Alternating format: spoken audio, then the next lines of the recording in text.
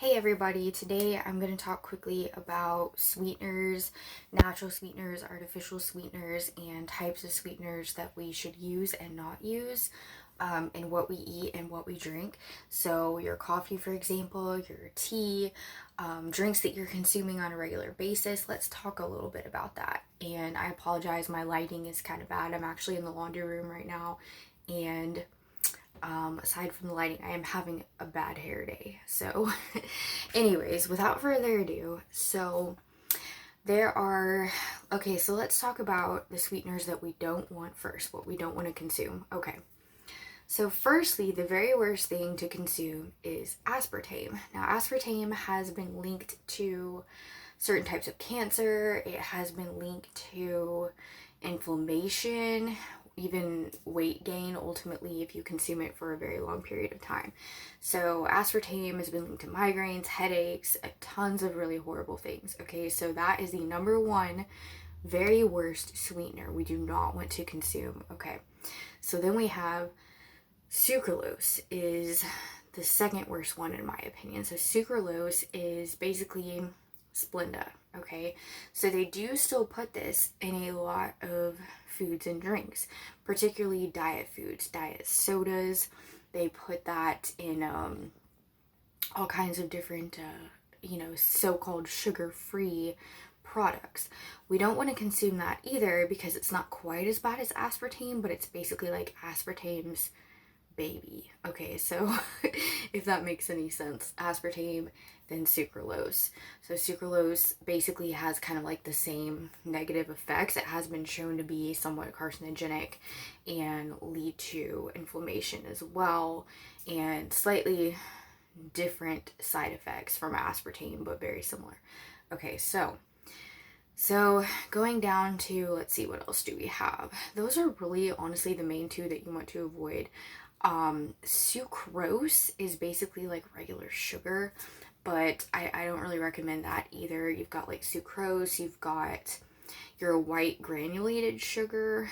I'm not a big fan of white granulated sugar just because it is processed and bleached out, and you don't really want that in your body. If that's the only thing you have in comparison to the artificial sweeteners like your Splenda, your Equate, your things of that nature. What's that one? The Equal is really bad. Don't consume that. So all of those you don't want to consume. So if your only other alternative is the white granulated sugar like Imperial or whatever, that's what you want to consume.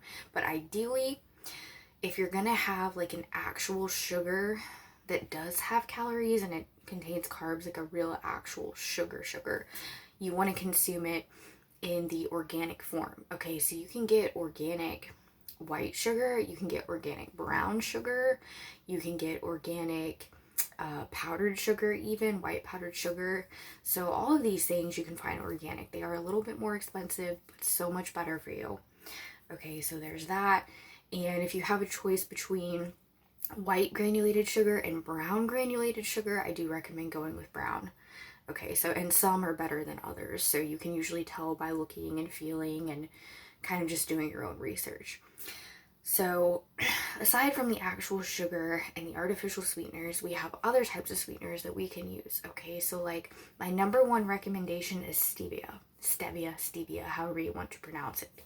So that's your number one best sweetener in my opinion. Some studies have shown it to have even anti-inflammatory properties in it, so I consume that whenever I go to Starbucks and I get my cold brew. I put the stevia in it, usually one or two. Okay, so there's that. And then in your grocery store you can also find, let me point out, the sugar in the raw, the brown sugar in the raw is another one of my favorites at Starbucks, by the way. Okay, so moving on. So then in your grocery store, on the baking aisle, typically, you will find different types of your artificial sweeteners sweeteners that you should be using, types of, sugars and baking supplies. You'll see like baking soda, cornstarch, that whole aisle where you'll find like dry milk, you'll find cooking oils, your coconut oil, almond oil, all that stuff. Usually on the same aisle, you will find what I'm talking about. So They have different types of sugar now that you can get that you couldn't really get, 10 years ago, but you can get now. So like, for example, coconut sugar and coconut, I think it's like coconut syrup, they have that too. Those are really, really good. Now that does have calories and carbs, but so much healthier than other types of things that you could use. Okay, so coconut sugar, coconut syrup, what else? There is something called, what is it called? I'm drawing a blank. Okay, so then we also have like your raw unfiltered honey. Honey is always a really great choice. This one right here is what I'm using right now, and it's raw wildflower honey. Super good stuff. So something like this is really great to put in your tea or coffee, or even bake with, or whatever it is you want to do. Okay, and then another one of my favorites is organic agave raw. This one is organic amber agave. It's really, really good. I always get a big one because I go through at least one of these every month, if not more, and this is pretty big. So the good thing about this is it's actually really good for your lungs, your bronchial tubes. It will help you clear out mucus. For those of you that don't know, there's actually a medication, an over-the-counter homeopathic medicine that they sell over the counter at drugstores and grocery stores. Okay, so I'm not going to say what it's called because I'm probably not supposed to, but those of you that have kids, small children, you probably know what I'm talking about. Okay, but the product that they will sell this product in a little bottle about yay big, and they'll sell it for, I want to say it's like $4 and some odd cents. Okay, I'm not even exactly sure, but and they do have different varieties that contain other constituents as well, but most of what it is this right here. Okay, so I got this whole entire bottle for $8. So if you think about it, you weigh the cost and the value of that. So this is something you can give to your children. Okay, so definitely take this into consideration. It is a super, super good tip here. I've been doing this for years with my kids, and it helps a lot, and it helps me whenever I'm coughing or have something going on. Okay, so, and the good thing about this honey too is anytime you're consuming honey, it's antiviral, it's antibacterial, it's antifungal, antimicrobial.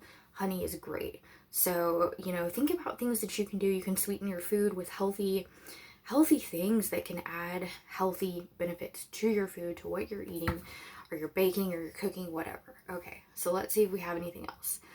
I also want to point out beet sugar. Beet sugar is fairly new to me. I have used it. It's not the most tasty in my opinion, but it is very healthy. Beet sugar has also been shown to really raise energy levels, so using that in moderation could be a good idea. Now, the last thing I want to mention is allulose. ALLULOSE. I believe that's how you spell it. Allulose. Okay, so this is like a syrup that you find on the baking aisle. It's near the agave and the honey, I would say. Okay, so this stuff is keto friendly, and it's got a low glycemic index, and it's really good for diabetics and any other kind of issues that you might have around sugar or whatever. So that's a really great sweetener that you might want to consider. No calories, great for diets, great for people with health issues. Okay, so that is a really good point right there, allulose. Let's see what else. I'm trying to think. I think there was one more thing I was going to mention here. Yes, using like a dark maple syrup, one that's organic and natural and does not contain artificial colors and flavors. And, I'm not talking about Aunt Jemima's, or however you pronounce that. That's not good for you. Okay, but the dark, natural maple syrup, also something to consider that would be along the lines of honey, would be along the lines of the agave. That stuff's really great too if you have a cold or anything sinus going on. So that's really about all I have to say when it comes to our sweeteners. Just be mindful of consuming particularly diet sodas and energy drinks, because most of them do contain sucralose and or aspartame. They usually even have artificial flavors and or colors, but that's something you don't want to consume. It is so bad for you, and it creates a ton of inflammation, and why do that when we have so many other options to choose from? So I just really wanted to point that out today. If you have any questions, let me know. We can talk. Otherwise, I'll see you tomorrow.